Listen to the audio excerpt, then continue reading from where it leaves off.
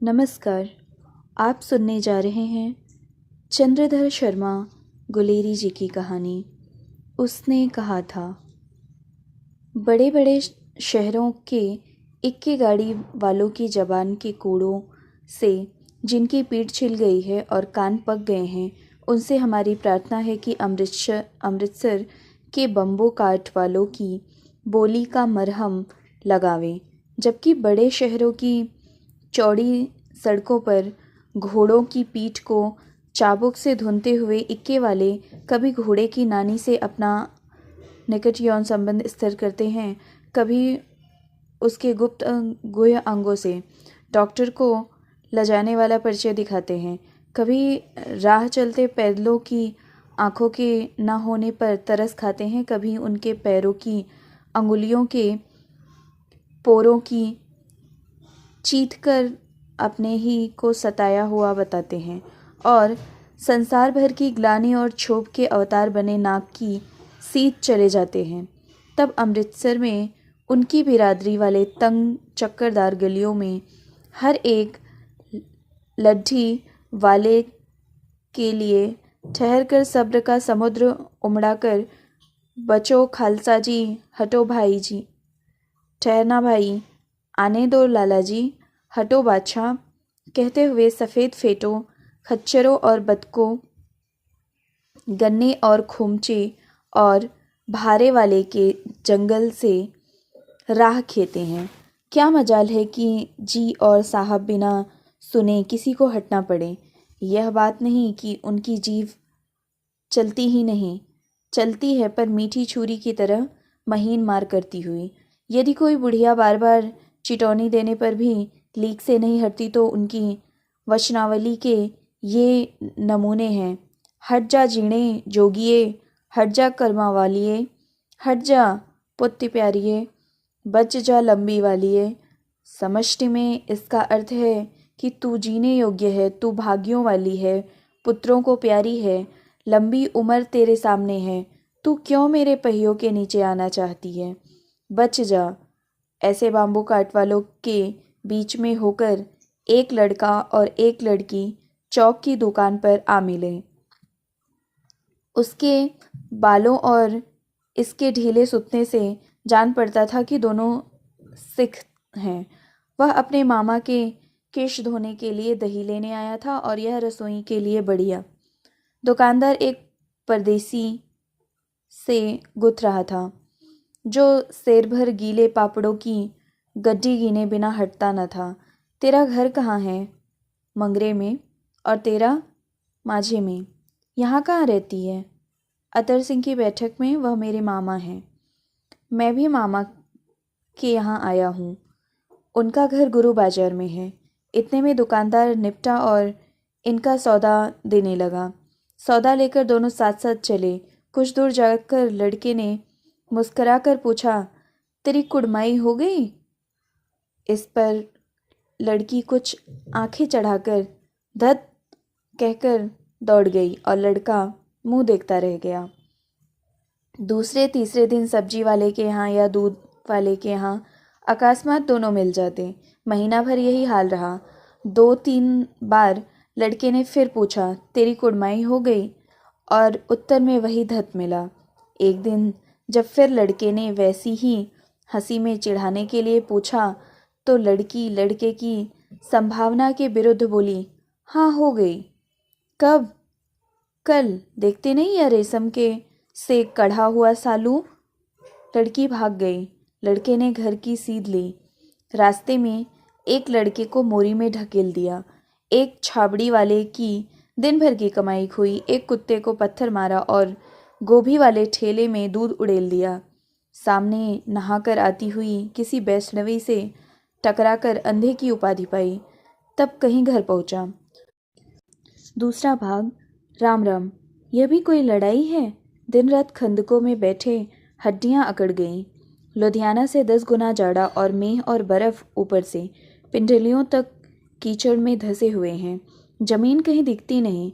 घंटे 2 घंटे में कान के पर्दे फाड़ने वाले धमाके के साथ सारी खंदक हिल जाती है और 100-100 गज धरती उछल पड़ती है। इस गैबी गोले से बचे तो कोई लड़े। नगरकोट का जलजला सुना था। यहाँ दिन में 25 जलजले होते हैं। जो कहीं खंदक से बाहर साफा या कुहनी निकल गई तो चटाक से गोली लगती है।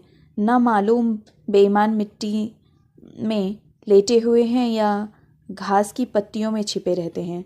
लहना सिंह और 3 दिन हैं। 4 तो खंदक में बिता ही दिए। परसों रिलीफ आ जाएगी और फिर 7 दिन की छुट्टी। अपने हाथों झटका करेंगे और पेट भर खाकर सो रहेंगे। उसी फिरंगी मेम के बाग में मखमल का सा हरा घास है। फल और दूध की वर्षा कर देती है। लाख कहते हैं दाम नहीं लेती। कहती है तुम राजा हो, मेरे मुल्क को बचाने आए हो। 4 दिन तक एक पलक नहीं झेपी। बिना फेरे घोड़ा बिगड़ता है और बिना लड़े सिपाही। मुझे तो संगीन चढ़ाकर मार्च का हुक्म मिल जाए, फिर 7 जर्मनों को अकेले मारकर ना लौटूं तो मुझे दरबार साहब की दिहली पर मत्था टेकना नसीब न हो। पाजी कहीं के कलों के घोड़े संगीन देखते ही मुंह फाड़ देते हैं और पैर पकड़ने लगते हैं। यों अंधेरे में 30-30 मन का गोला फेंकते हैं। उस दिन धावा किया था। 4 मील तक एक जर्मन नहीं छोड़ा था।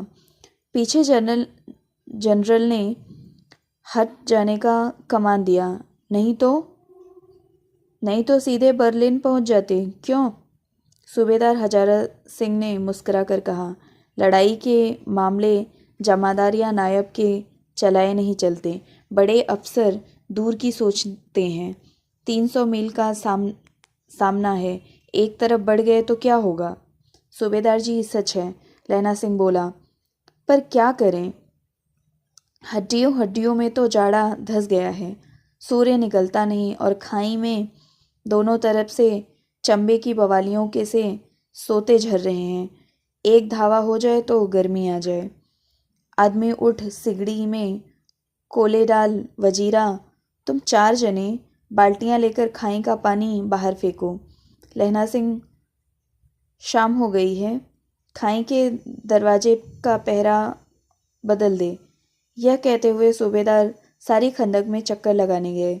वजीरा सिंह पलटन का विदूषक था। बाल्टी में गंदा पानी भरकर खाई के बाहर फेंकता हुआ बोला, मैं पाधा बन गया हूँ। करो जर्मनी के बादशाह का तर्पण। इस पर सब खिलखिला पड़े और उदासी के बादल फट गए। लहना सिंह ने दूसरी बाल्टी भरकर उसके हाथ में देकर कहा, अपनी बाड़ी के खरबूजों में पानी दो। ऐसा खाद का पानी पंजाब भर में नहीं मिलेगा। हाँ, देश क्या है, स्वर्ग है। मैं तो लड़ाई के बाद सरकार से 10 घुमा जमीन यहाँ मांग लूँगा और फलों के बूटे लगाऊंगा। लाड़ी होरा को भी यहाँ बुला लोगे या वहीं दूध पिलाने वाली फिरंगी मेम? चुप कर, यहाँ वालों को शर्म नहीं। देश देश की चाल है। आज तक मैं उसे समझा न सका कि सिख तंबाकू नहीं पीते।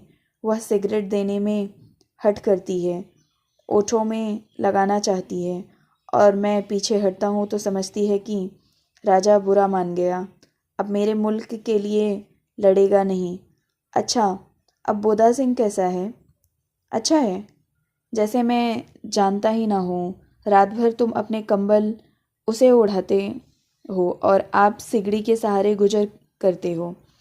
उसके पहरे पर आप पहरा दे आते हो। अपने सूखे लकड़ी के तख्तों पर उसे सुलाते हो। आप कीचड़ में पड़े रहते हो। कहीं तुम न मादे पड़ जाना। जाड़ा क्या है, मौत है, और निमोनिया से मरने वालों को मुरब्बे नहीं मिला करते। मेरा डर मत करो, मैं तो बुलेल की खड्ड के किनारे मरूंगा। भाई कीरत सिंह की गोदी पर मेरा सिर होगा और मेरे हाथ के लगाए हुए आंगन के आम के पेड़ की छाया होगी। वजीरा सिंह ने त्योरियां चढ़ाकर कहा, क्या मरने मारने की बात लगाई है? मेरे जर्मनी और तुर्क। हाँ भाइयों, कुछ गाओ। दिल्ली शहर ते पिसोर नू जा दिए कर लेना लौंगा द बपार मणिए, कर लेना ना देण नाणे दा सौदा अणिए, ओए लाणा चटाका कदुए नू कद्दू बणिया वे मज़ेदार गोरिए हुण लाणा चटाका कदुए नू। कौन जानता था कि दाढ़ियों वाले घर बारी सिख ऐसा लुच्चों का गीत गाएंगे। पर सारी खंदक इस गीत से गूंज उठी और सिपाही फिर ताजे हो गए, मानो 4 दिन से सोते और मौज ही करते रहे हों। तीसरा भाग। दोपहर रात गई, अंधेरा है, सन्नाटा छाया हुआ है। बोधा सिंह खाली बिस्कुटों के 3 टीनों पर अपने दोनों कंबल बिछाकर और लहना सिंह के दो कंबल और एक बारन कोट ओढ़कर सो रहा है। लहना सिंह पहरे पर खड़ा हुआ है, एक आंख खाई के मुंह पर है और एक बोधा के दुबले शरीर पर। बोधा सिंह कराहा, क्यों बोधा भाई, क्या है? पानी पिला दो। लहना सिंह ने कटोरा उसके मुंह से लगाकर पूछा, कहो कैसे हो? पानी पीकर बोधा बोला, कपनी छूट रही है, रोम रोम में तार दौड़ रहे हैं, दांत बज रहे हैं। अच्छा मेरी जर्सी पहन लो। और तुम? मेरे पास सिगड़ी है और मुझे गर्मी लगती है, पसीना आ रहा है। ना, मैं नहीं पहनता। 4 दिन से तुम मेरे लिए। हाँ याद आई, मेरे पास दूसरी गर्मी जर्सी है, आज सवेरे ही आई है, विलायत से मेम बुन बुन कर भेज रही है। गुरु उनका भला करे। यूँ कहकर लहना अपना कोट उतारकर जर्सी उतारने लगा। सच कहते हो और नहीं झूठ? यूँ कहकर नाही करते बोधा को उसने ज़बरदस्ती जर्सी पहना दी और आप खाकी कोट और जीन का कुर्ता भर पहनकर पहरे पर आ खड़ा हुआ। मेम की जर्सी की कथा केवल कथा थी। आधा घंटा बीता, इतने में खाई के मुंह से आवाज़ आई, सूबेदार हजारा सिंह। कौन, लप्टन साहब? हुक्म हुजूर, कहकर सूबेदार तनकर फौजी सलाम करके सामने हुआ। देखो, इसी दम धावा करना होगा। मील भर की दूरी पर पूरब के कोने में एक जर्मन खाई है, उसमें 50 से ज़्यादा जर्मन नहीं हैं। इन पेड़ों के नीचे नीचे 2 खेत काटकर रास्ता है, 3-4 घुमाव हैं, जहाँ मोड़ है वहाँ 15 जवान खड़े कर आया हूँ।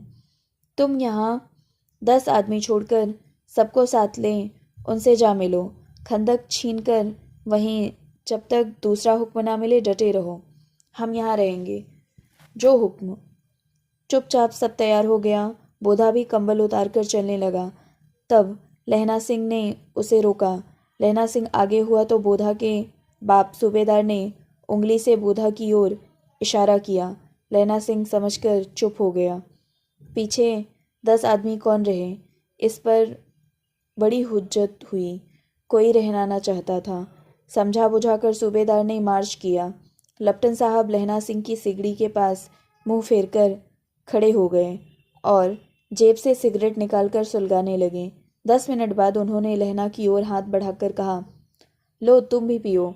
आंख मारते मारते लहना सिंह सब समझ गया। मुंह का भाव छिपाकर बोला, लाओ साहब। हाथ आगे करते ही उसने सिगड़ी के उजाले में साहब का मुंह देखा, बाल देखे, तब उसका माथा ठनका। लप्टन साहब की पट्टियों वाले बाल एक दिन में ही कहाँ उड़ गए और उनकी जगह कैदियों से कटे बाल कहाँ से आ गए? शायद साहब शराब पिए हुए हैं और उन्हें बाल कटवाने का मौका मिल गया है। लहना सिंह ने जांचना चाहा। लप्टन साहब 5 वर्ष से उसकी रेजिमेंट में थे। क्यों साहब, हम लोग हिंदुस्तान कब जाएंगे? लड़ाई खत्म होने पर। क्यों, क्या यह देश पसंद नहीं? नहीं साहब, शिकार के वे मज़े यहाँ कहाँ। याद है, पारसाल नकली लड़ाई के पीछे हम आप जगाधरी जिले में शिकार करने गए थे। हाँ हाँ, वहीं जब आप खोते पर सवार थे और आपका खानसामा अब्दुल्ला रास्ते के एक मंदिर में जल चढ़ाने को रह गया था। बेशक पाजी कहीं का। सामने से वह नीलगाय निकली कि ऐसी बड़ी मैंने कभी ना देखी थी। और आपकी एक गोली कंधे में लगी और पुट्ठे में निकली। ऐसे अफसर के साथ शिकार खेलने में मज़ा है। क्यों साहब? शिमले में से तैयार होकर उस नीलगाय का सिर आ गया था ना। आपने कहा था कि रेजिमेंट की मैस में लगाएंगे। हाँ, पर मैंने वह विलायत भेज दिया। ऐसे बड़े बड़े सींग 2-2 फुट के तो होंगे। हाँ, लहना सिंह 2 फुट 4 इंच के थे। तुमने सिगरेट नहीं पिया? पीता हूँ साहब, दिया सलाई ले आता हूँ, कहकर लहना सिंह खंदक में घुसा। अब उसे संदेह नहीं था। उसने झटपट निश्चय कर लिया कि क्या करना चाहिए। अंधेरे में किसी सोने वाले से वह टकराया। कौन? वजीरा सिंह? हाँ, क्यों लहना, क्या कयामत आ गई? जरा तो आंख लगने दी होती। चौथा भाग। होश में आओ, कयामत आई है और लेफ्टिनेंट साहब की वर्दी पहन कर आई है। क्या? लेफ्टिनेंट साहब या तो मारे गए हैं या कैद हो गए हैं। उनकी वर्दी पहनकर यह कोई जर्मन आया है। सूबेदार ने इसका मुंह नहीं देखा, मैंने देखा और बातें की है। सोहरा साफ उर्दू बोलता है, पर किताबी उर्दू, और मुझे पीने को सिगरेट दिया है। तो अब मारे गए धोखा है। सूबेदार कीचड़ में चक्कर काटते फिरेंगे और यहाँ खाई पर धावा होगा। उठो, एक काम करो, पलटन के पैरों के निशान देखते देखते दौड़ जाओ, अभी बहुत दूर ना गए होंगे। सूबेदार से कहो एकदम लौट आए। खंदक की बात झूठ है। चले जाओ, खंदक के पीछे से निकल जाओ, पत्ता तक न खड़के, देर मत करो। हुक्म तो यह है कि यहीं ऐसी तैसी हुक्म की। मेरा हुक्म, जमादार लहना सिंह, जो इस वक्त यहाँ सबसे बड़ा अफसर है, उसका हुक्म है। मैं लेफ्टिनेंट साहब की खबर लेता हूँ। पर यहाँ तो तुम 8 ही हो। 8 नहीं, 10 लाख। एक एक अकालियाँ सिख 1.25 लाख के बराबर होता है। चले जाओ। लौटकर खाई के मुहाने पर लहना सिंह दीवार से चिपक गया। उसने देखा कि लेफ्टिनेंट साहब ने जेब से बेल के बराबर 3 गोले निकाले, तीनों को जगह जगह खंदक की दीवारों में घुसेड़ दिया और तीनों में एक तार सा बांध दिया। तार के आगे सूत की एक गुत्थी थी, जिसे सिगड़ी के पास रख दिया। बाहर की तरफ जाकर एक दिया सलाई जलाकर गुत्थी पर रखने, बिजली की तरह दोनों हाथों से उल्टी बंदूक को उठाकर लहना सिंह ने साहब की कूहनी पर तान कर दे मारा। धमाके के साथ साहब के हाथ से दिया सलाई गिर पड़ी। लहना सिंह ने एक कुंदा साहब की गर्दन पर मारा और साहब आंख मीन गॉट कहते हुए चित्त हो गए। लहना सिंह ने तीनों गोले बीनकर खंदक के बाहर फेंके और साहब को घसीटकर सिगड़ी के पास लेटाया। जेबों की तलाशी ली। 3-4 लिफाफे और एक डायरी निकालकर उन्हें अपनी जेब के हवाले किया। सब साहब की मूर्छा हटी। लहना सिंह हंसकर बोला, क्यों लेफ्टिनेंट साहब, मिजाज कैसा है? आज मैंने बहुत बातें सीखी। यह सीखा कि सिख सिगरेट पीते हैं। यह सीखा कि जगाधरी के जिले में नीलगायें होती हैं और उनके 2 फुट 4 इंच के सींग होते हैं।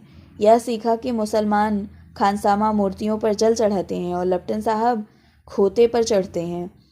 पर यह तो कहो, ऐसी साफ उर्दू कहाँ से सीखा है? हमारे लेफ्टिनेंट साहब तो बिन डेम के 5 लफ्ज भी नहीं बोला करते थे।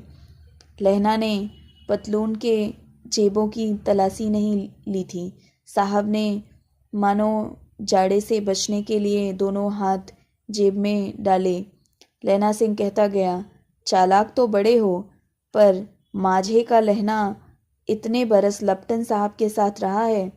उसे चकमा देने के लिए 4 आंखें चाहिए। 3 महीने हुए एक तुर्की मौलवी मेरे गांव आया था।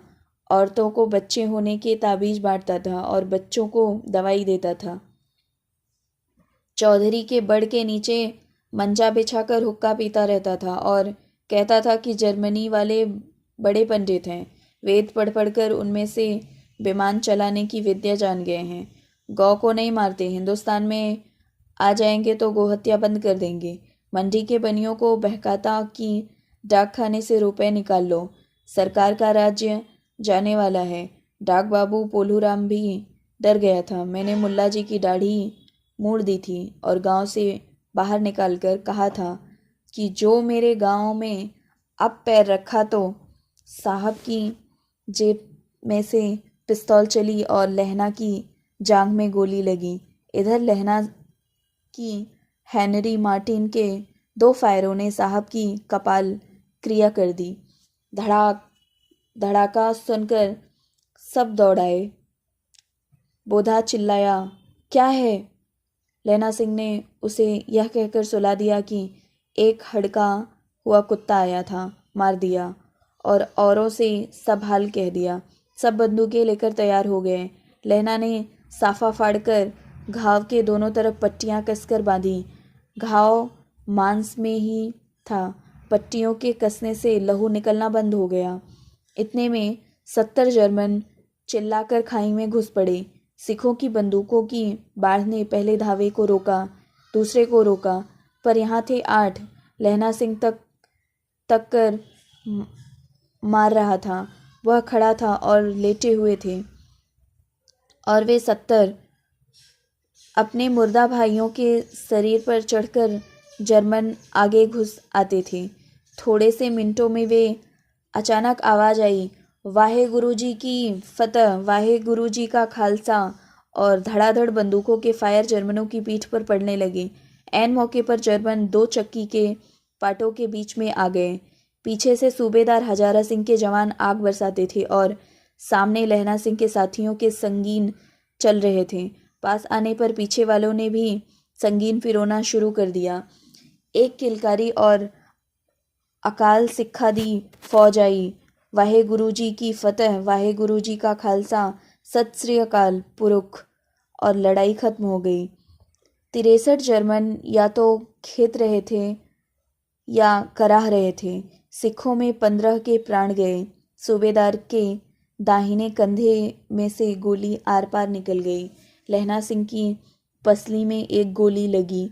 उसने घाव को खंदक की गीली मिट्टी से पूरा लिया और बाकी का साफा कसकर कमर बंद की तरह लपेट लिया। किसी को खबर ना हुई कि लहना को दूसरा भारी घाव लगा है।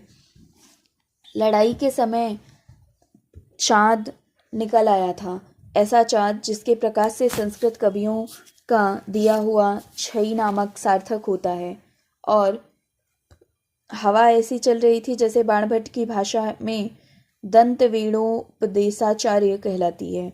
वजीरा सिंह कह रहा था कि कैसे मन भर फ्रांस की भूमि मेरे बूटों से चिपक रही थी। जब मैं दौड़ा कर सूबेदार के पीछे गया था, सूबेदार लहना सिंह से सारा हाल सुन और कागजात पाकर वे उसकी तुरंत बुद्धि को सराह रहे थे और कह रहे थे कि तू न होता तो आज सब मारे जाते। इस लड़ाई की आवाज़ 3 मील दाहिनी ओर की खाई वालों ने सुन ली थी। उन्होंने पीछे टेलीफोन कर दिया था। वहाँ से झटपट 2 डॉक्टर और 2 बीमार ढोने की गाड़ियाँ चली, जो कोई 1.5 घंटे के अंदर आ पहुँची। फील्ड अस्पताल नज़दीक था। सुबह होते होते वहाँ पहुँच जाएंगे, इसलिए मामूली पट्टी बांधकर एक गाड़ी में घायल लिटाए गए और दूसरी में लाशें रखी गईं।